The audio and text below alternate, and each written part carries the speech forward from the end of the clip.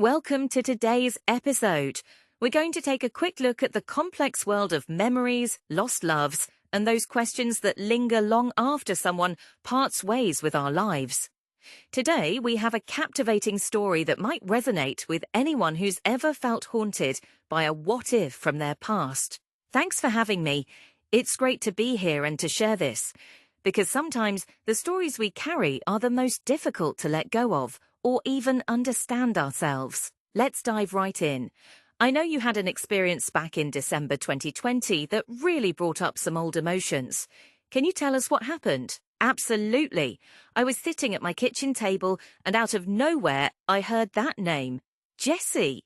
It hit me so hard, but oddly, it came with this sense of confusion. I couldn't remember why he was important to me. It felt almost as if my mind was pushing me to forget him. But there was something about the memory of Jesse that sent shivers down my spine. That's such a powerful feeling when a name brings up so much, yet remains elusive. What did you do next? I started searching for him, honestly. I Googled his name and came across an article about a car accident in Oregon. It matched his name, but it wasn't him. Still, it shook me. It made everything feel so real and urgent in a way that I couldn't ignore anymore, you know? It sounds like Jesse was tied to your past in a meaningful way. Was there a sense of wanting closure, or was it something deeper? It was definitely deeper. My teenage self, that 15-year-old part of me, screamed for answers. There was a connection, almost a chain, that linked me to Jesse, even though people like Jacob in my life wanted me to forget. The truth is, Jesse was the one who planted himself deeply in my mind. I couldn't stop thinking about finding him, needed to know if he was okay, and that turned into an obsession. Sometimes those connections stay with us, no matter how much our rational mind wants to move on. Did you ever manage to reach out to him? I did, but first I found old pictures of us together. When Jacob mentioned he was in town, I reached out to Jesse's sister with an excuse, just so I could find him. When we finally spoke, it was intense. He told me, point blank, "I want you. I've always wanted you." My heart nearly stopped. It sent me spiraling because at that time I was barely holding it together mentally. And what was it like, hearing those feelings after so many years? It was overwhelming.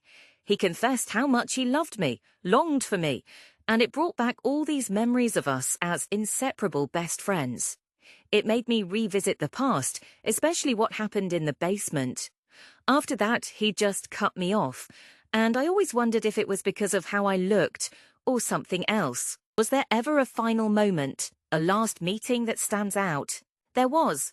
The last time was at the Festival of the Bells in 2014. I'd posted about being there, and Jesse showed up, wearing this Halloween costume from years before. We were both drawn back to that pivotal time, revisiting old feelings. But it was always a what if? What if we were meant to be? What if we could go back and try again?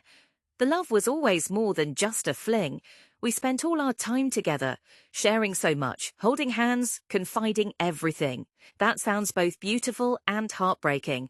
Thank you for opening up and sharing such a personal story. For anyone listening who's struggled with unfinished chapters or unresolved feelings, know you're not alone. Thank you for letting me share. Sometimes finding closure isn't about forgetting. It's about honoring what shaped us, even if it remains a mystery.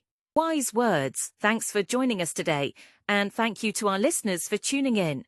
Until next time, be gentle with your memories.